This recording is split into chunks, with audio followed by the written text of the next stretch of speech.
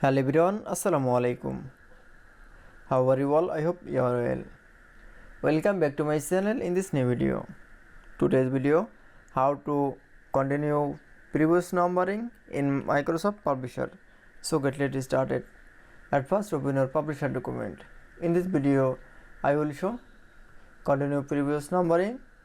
Then we show this text from three part. Now first part 1 2 3 is add numbering. Now select from it to for text. Now going to the home menu option, then click for a numbering option.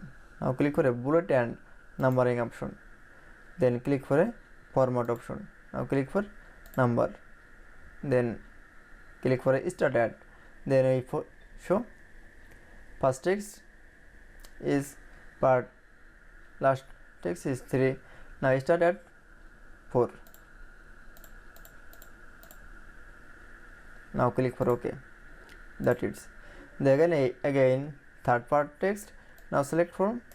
Now going to the numbering icon option, then click for a bullet and numbering option. Now click for format option.